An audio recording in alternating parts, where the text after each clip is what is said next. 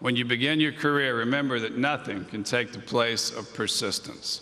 Talent will not. Nothing is more common than unsuccessful men with talent. Genius will not. Unrewarded genius is almost a proverb. Education will not. The world is full of educated derelicts. Persistence and determination alone are omnipotent. When I was growing up, my father had a speech by legendary Green Bay Packers coach Vince Lombardi on his office wall entitled, "What It Takes to Be Number One." Vince Lombardi won the Super Bowl more times than any other coach, even before it was called the Super Bowl. The speech ended with this: "I believe in God and I believe in human decency, but I firmly believe that any man's finest hour, his greatest fulfillment to all he holds dear, is that moment when he has worked his heart out in a good cause and lies exhausted on the field of battle victorious." That was November 8th for you, wasn't it, Mr. President? Yeah. But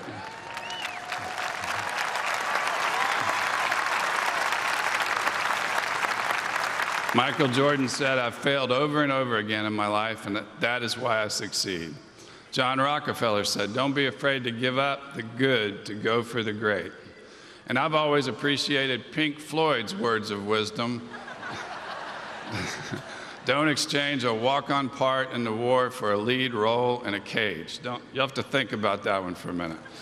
But the class of 2017, I hope you will never forget these principles that we have been so passionate about for decades. And right now, it is my distinct honor and privilege to introduce to you a man who has lived his life according to these same principles of perseverance and never quitting.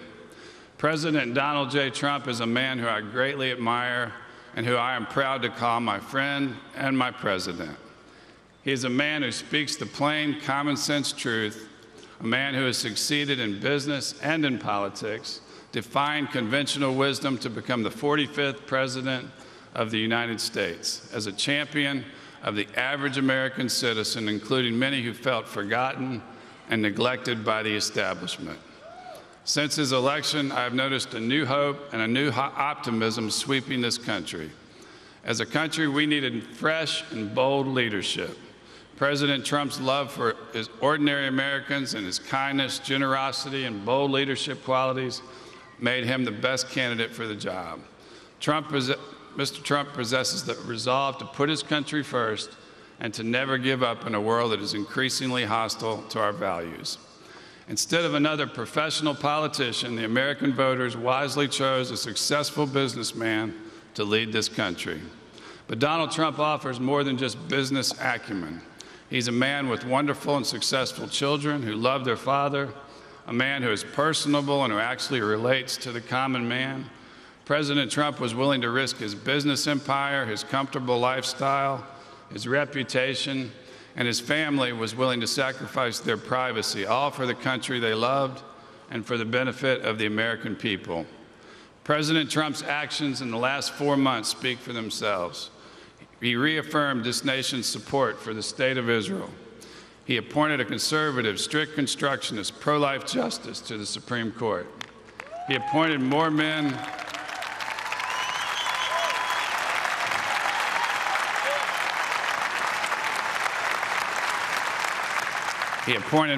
and women of faith to his cabinet than any president in recent memory.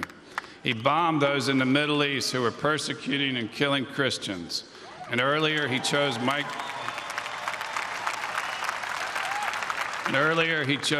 Pence as his running mate. And just last week, he signed an executive order in the Rose Garden fulfilling a promise to return political free speech rights to churches, religious leaders, and universities like this one.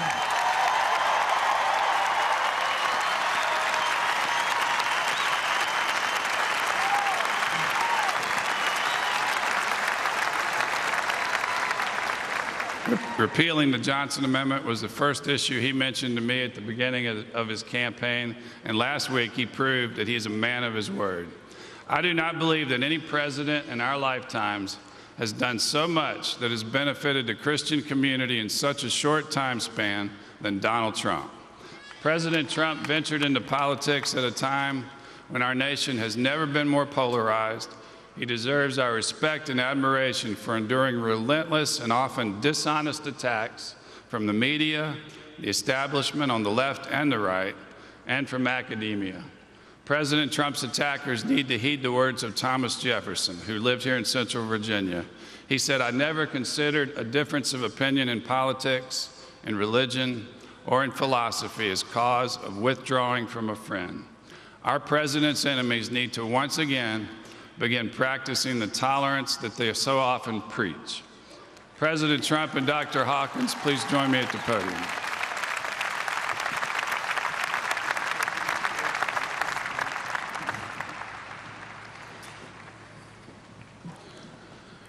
In recognition of President Trump's commitment to his country and to the citizens who have been forgotten by their own government, and for his unwavering determination to make America great again, and in acknowledgement of his bold leadership of our nation, with the powers vested in me by the Board of Trustees of Liberty University, the Doctorate of Laws degree is hereby conferred upon President Donald J. Trump with all the rights and privileges appertaining thereunto.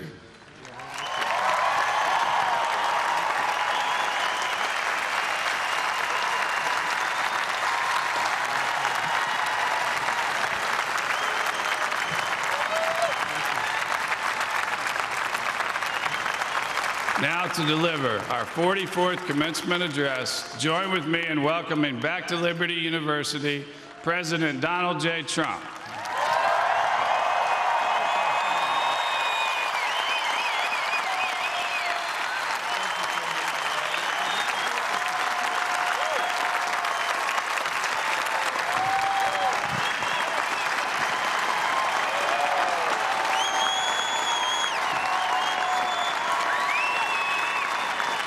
Thank you very much, everybody. And congratulations to the class of 2017. That's some achievement. This is your day, and you've earned every minute of it. And I'm thrilled to be back at Liberty University. I've been here, this is now my third time, and we love setting records, right? We always set records. We have to set records. We have no choice. It's been a little over a year since I've spoken on your beautiful campus, and so much has changed. Right here, the class of 2017, dressed in cap and gown, graduating to a totally brilliant future. And here I am, standing before you as President of the United States. So I'm guessing there are some people here today who thought that either one of those things, either one, would really require major help from God. Do we agree? And we got it. But here we are celebrating together on this very joyous occasion. And there's no place in the world I'd rather be to give my first commencement address as president than here with my wonderful friends at Liberty University. And I accepted this invitation a long time ago. I said to Jerry that I'd be there. And when I say something, I mean it.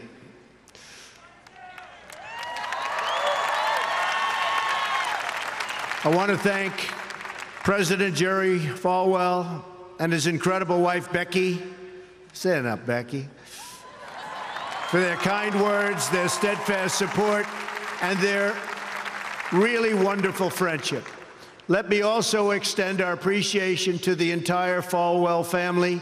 Trey, Sarah, Wesley, Laura, and Caroline, thank you for everything you do to make this university so exceptional. One of the truly great schools. Most importantly, to our new graduates, each of you should take immense pride in what you have achieved.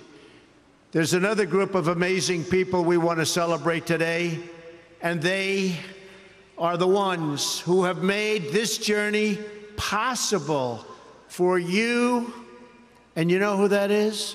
Nobody. You forgot already. You're going to go out. You're going to do whatever you're going to do. Some are going to make a lot of money. Some are going to be even happier doing other things. They're your parents and your grandparents. Don't forget them. You haven't forgotten yet, have you? Never, ever forget them. They're great.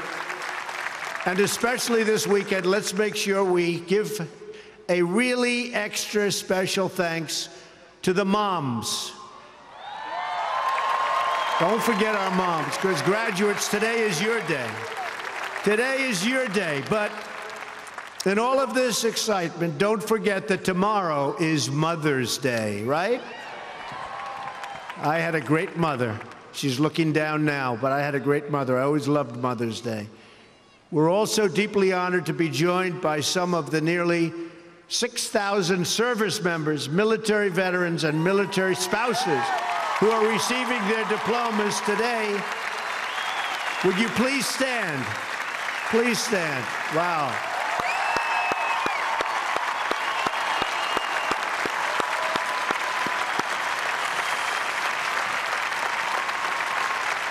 That's great.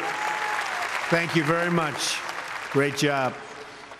We're profoundly grateful to every single one of you who sacrificed to keep us safe and to protect God's precious gift of freedom. It is truly a testament to this university and to the values that you embrace that your graduating class includes so many patriots who have served our country in uniform. Thank you very much. To the class of 2017, today you end one chapter, but you are about to begin the greatest adventure of your life. Just think for a moment of how blessed you are to be here today at this great, great university, living in this amazing country, surrounded by people who you love and care about so much. Then ask yourself, with all of those blessings and all of the blessings that you've been given, what will you give back to this country and indeed to the world? What imprint will you leave in the sands of history? What will future Americans say we did in our brief time right here on Earth? Did we take risks? Did we dare to defy expectations? Did we challenge accepted wisdom and take on established systems? I think I did, but we all did, and we're all doing it. Or did we just go along with convention, swim downstream so easily with the current, and just give in because it was the easy way, it was the traditional way, or it was the accepted way? Remember this: nothing worth doing ever, ever, ever came easy. Following your convictions means you must be willing to face criticism from those who lack the same courage to do what is right, and they know what is right, but they don't have the courage or the guts or the stamina to take it and to do it. It's called the road less traveled. I know that each of you will be a warrior for the truth, will be a warrior for our country and for your family. I know that each of you will do what is right, not what is the easy way, and that you will be true to yourself and your country and your beliefs. In my short time in Washington, I've seen firsthand how the system is broken. A small group of failed voices who think they know everything and understand everyone want to tell everybody else how to live and what to do and how to think. But you aren't going to let other people tell you what you believe, especially when you know that you're right.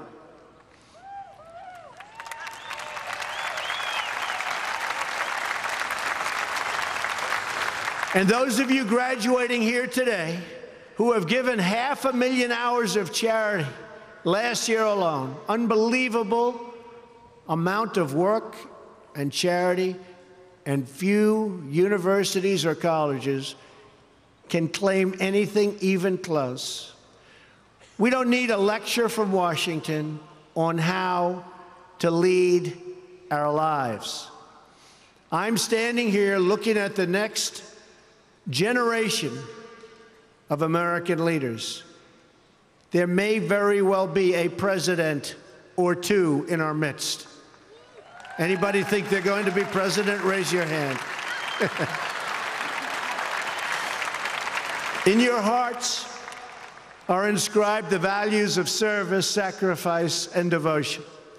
Now you must go forth into the world and turn your hopes and dreams into action.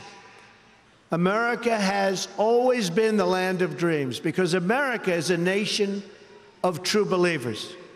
When the Pilgrims landed at Plymouth, they prayed. When the founders wrote the Declaration of Independence, they invoked our Creator 4 times. Because in America, we don't worship government, we worship God.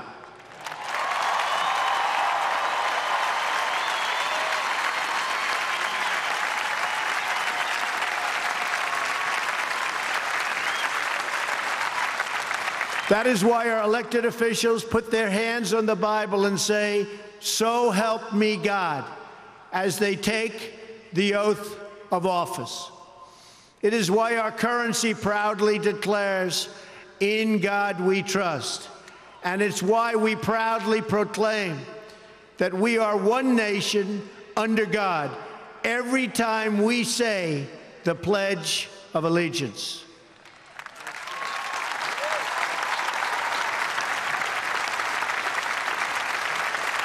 The story of America is the story of an adventure that began with deep faith, big dreams, and humble beginnings. That is also the story of Liberty University. When I think about the visionary founder of this great institution, Reverend Jerry Falwell, Sr., I can only imagine how excited he would be if he could see all of this and all of you today, and how proud he would be of his son and of his family. In just 2 days, we will mark the 10th anniversary of Reverend Falwell's passing. And I used to love watching him on television, hearing him preach. He was a very special man. He would be so proud, not just at what you've achieved, but of the young men and women of character that you've all become. And Jerry, I know your dad is looking down on you right now, and he is proud. He is very proud. So congratulations on a great job, Jerry. Reverend Falwell's life is a testament to the power of faith to change the world. The inspiring legacy that we see all around us in this great stadium. This is a beautiful stadium, and it is packed. I'm so happy about that. I said, how are you going to fill up a place like that? It is packed, Jerry. In this beautiful campus and in your smiling faces, but it all began with a vision. That vision was of a world-class university for evangelical Christians. And I want to thank you because, boy, did you come out and vote, those of you that are old enough. In other words, your parents. Boy, oh boy, you voted. You voted. No doubt many people told him his vision wasn't possible. And I am sure they continued to say that so long after he started. At the beginning with just 154 students. But the fact is, no one has ever achieved anything significant without a chorus of critics standing on the sidelines explaining why it can't be done. Nothing is easier or more pathetic than being a critic, because they're people that can't get the job done. But the future belongs to the dreamers, not to the critics.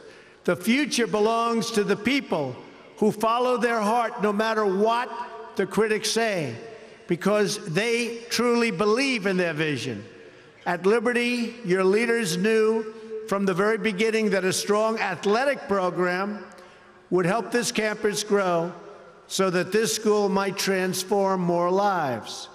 That is why a crucial part of Reverend Falwell's vision for making Liberty a world-class institution was having a world-class football team, much like the great teams of Notre Dame. Great school, great place. In fact, Vice President Mike Pence is there today, doing a fabulous job, as he always does.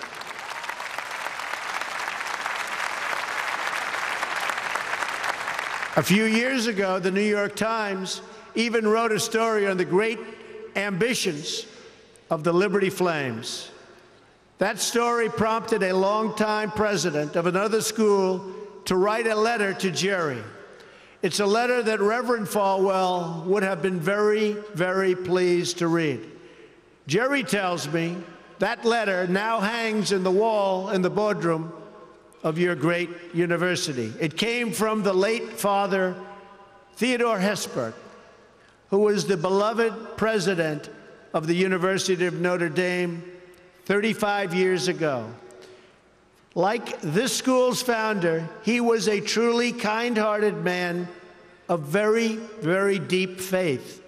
In the letter, Father Hesburgh recalled that Notre Dame's own meteoric rise from a small Midwestern school to a national football powerhouse.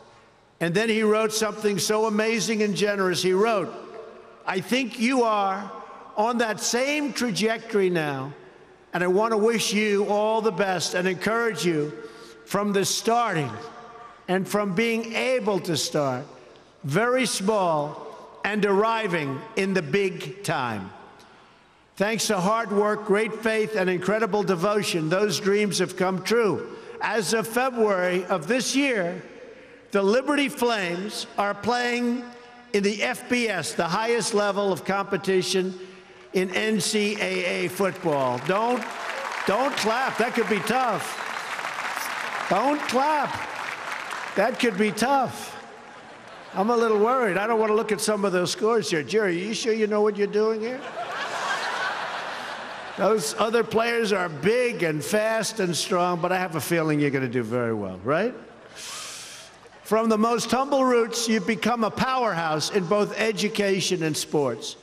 And just wait until the world hears the football teams you'll be playing on your schedule starting next season. President Falwell gave me a list of some of those schools, the ones you're going to be playing 2018. Would you like me to read the names? Just came out. Would you like to hear them? I'm a little bit concerned. UMass, Virginia, Auburn. Jerry, are you sure you know what you're doing? Jerry, Auburn. I don't know about that, James. This could be trouble, Jerry. Rutgers, Old Dominion, Brigham Young, Army. I might be at that game. Who am I supposed to root for? Tell me. I don't know. That's a tough one, Jerry. I don't know, Jerry. I'm going to have to think about that one, Jerry. Buffalo, Troy, Virginia Tech. Oh, no, Jerry. Ole Miss.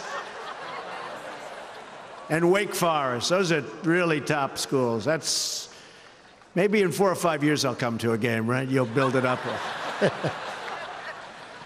Well, good luck. The success of your athletic program arriving on the big stage should be a reminder to every new graduate of just what you can achieve when you start small, pursue a big vision, and never, ever quit. You never quit. If I give you one message to hold in your hearts today, it's this: never, ever give up. There'll be times in your life you'll want to quit, you'll want to go home. You'll want to go home perhaps to that wonderful mother that's sitting back there watching you and say, "Mom, I can't do it. I can't do it." Just never quit. Go back home and tell Mom, Dad, I can do it. I can do it. I will do it. You're going to be successful. I've seen so many brilliant people They gave up in life. They were totally brilliant. They were top of their class. They were the best students. They were the best of everything. They gave up. I've seen others who really didn't have that talent or that ability, and they're among the most successful people today in the world because they never quit and they never gave up. So just remember that. Never stop fighting for what you believe in and for the people who care about you. Carry yourself with dignity and pride. Demand the best from yourself and be totally unafraid to challenge entrenched interests and failed power structures. Does that sound familiar, by the way? The more people tell you it's not possible, that it can't be done, the more you should be absolutely determined to prove them wrong. Treat the word impossible as nothing more than motivation. Relish the opportunity to be an outsider. Embrace that label. Being an outsider is fine. Embrace the label, because it's the outsiders who change the world and who make a real and lasting difference. The more that a broken system tells you that you're wrong, the more certain you should be that you must keep pushing ahead. You must keep pushing forward. And always have the courage to be yourself. Most importantly, you have to do what you love. You have to do what you love. I've seen so many people, they're forced through lots of reasons, sometimes including family, to go down a path that they don't want to go down, to go down a path that leads them to something that they don't love, that they don't enjoy. You have to do what you love, or you most likely won't be very successful at it. So do what you love. I want to recognize a friend who is here with us today, who can serve as an inspiration to us all. Someone who doesn't know the meaning of the word quit. Real champion. A true champion. Both on the field, off the field. He's a Hall of Fame quarterback for the Buffalo Bills. Really a good friend of mine, an amazing guy. Jim Kelly. Where's Jim? He's here someplace. Where's Jim? Stand up, Jim. What a great man. Jim Kelly. He was tough.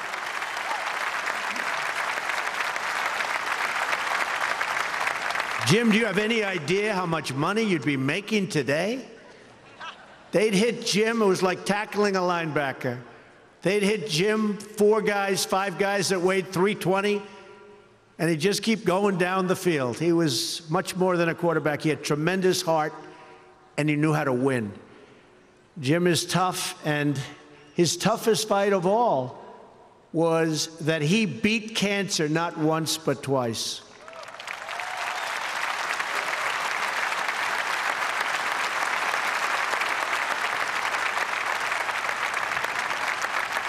And I saw him and his incredible wife as they were in a very low moment.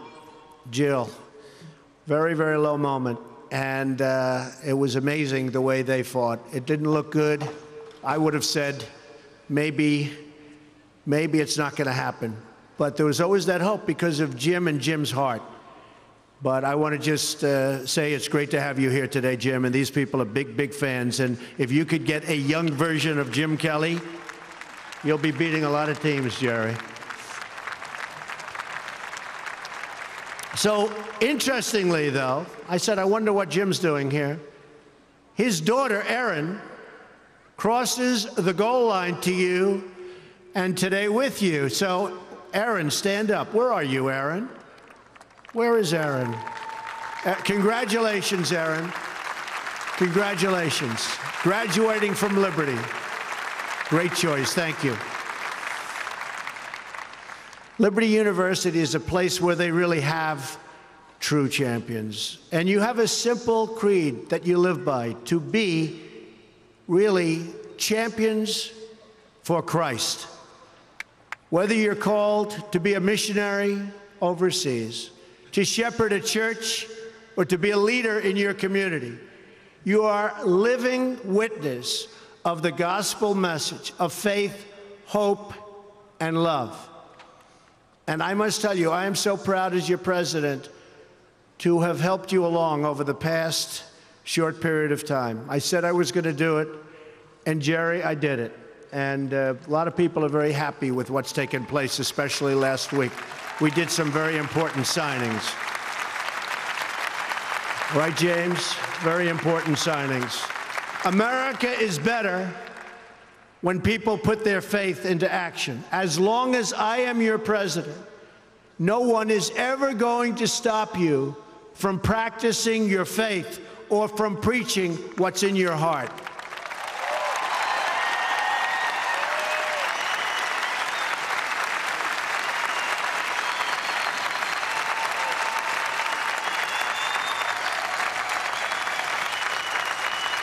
We will always stand up for the right of all Americans to pray to God and to follow his teachings.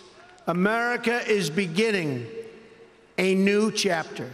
Today, each of you begins a new chapter as well. When your story goes from here, it will be defined by your vision, your perseverance, and your grit.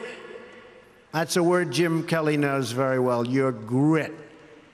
In this, I'm reminded of another man you know very well and who has joined us here today. His name is George Rogers, Liberty University CFO and Vice President for a quarter of a century.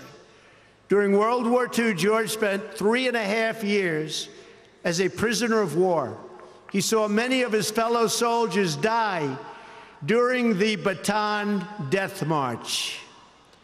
He was the victim of starvation and torture as a prisoner of war.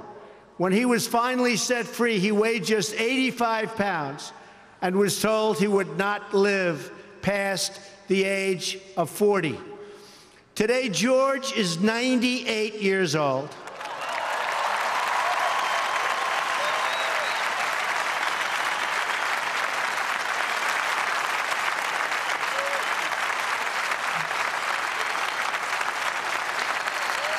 Great.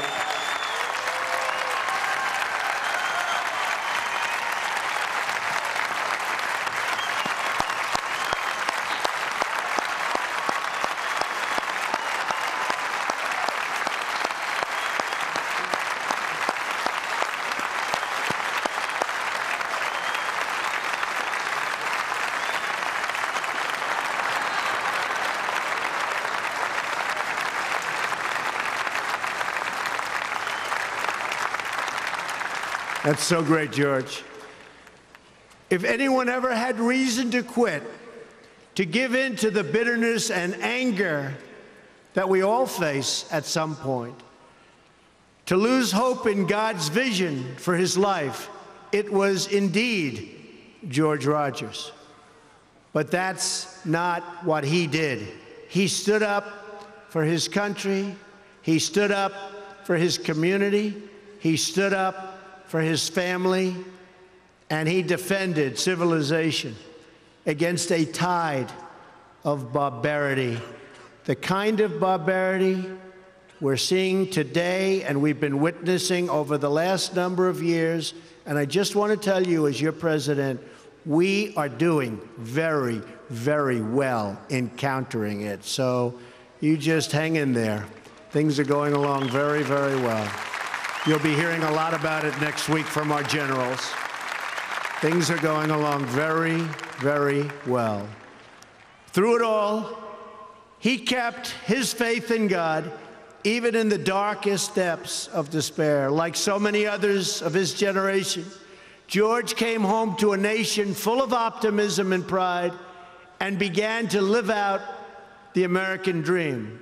He started a family.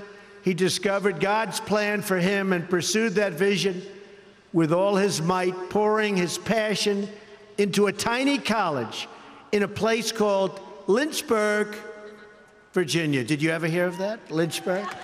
We love it. Do you like it? We like it, right? I flew over it a little while ago. It's amazing, actually.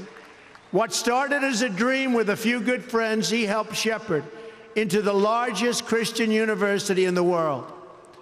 Just look at this amazing, soaring, growing campus, and I've been watching it grow because I've been a friend of Liberty for a long time now, Jerry. It's been a long time. Thanks in great part to George's financial stewardship. Hundreds of thousands of young hearts and souls have been enriched at Liberty and inspired by the Spirit of God. George, we thank you and we salute you, and you just stay healthy for a long time, George. Thank you.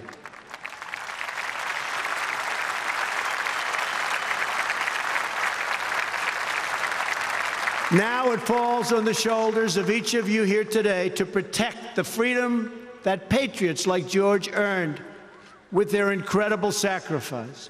Fortunately, you have been equipped with the tools from your time right here on this campus to make the right decisions and to serve God, family, and country. As you build good lives, you will also be rebuilding our nation. You'll be leaders in your communities, stewards of great institutions, and defenders of liberty. And you will be great mothers and fathers and grandmothers and grandfathers, loving friends and loving family members. You will build a future where we have the courage to chase our dreams no matter what the cynics and the doubters have to say. You will have the confidence to speak the hopes in your hearts and to express the love that stirs your souls.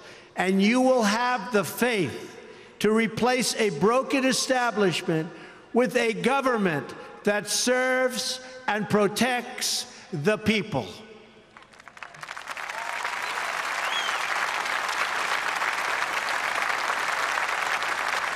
We must always remember that we share one home and one glorious destiny. Whether we are brown, black, or white, we all bleed the same red blood of patriots. We all salute the same great American flag. And we are all made by the same Almighty God. As long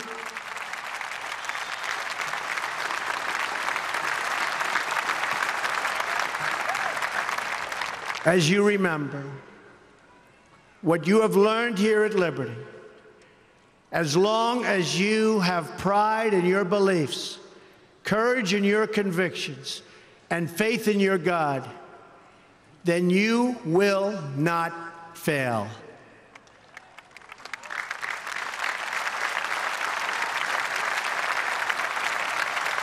And as long as America remains true to its values, loyal to its citizens, and devoted to its Creator, then our best days are yet to come. I can promise you that.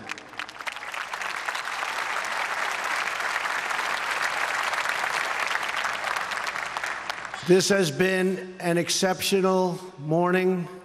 It's been a great honor for me, and I want to thank you, the students. I also want to thank you, the family, for getting them there.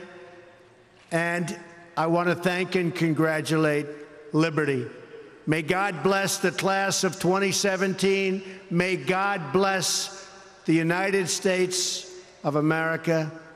May God bless all of you here today. Thank you very much. Thank you. Thank you.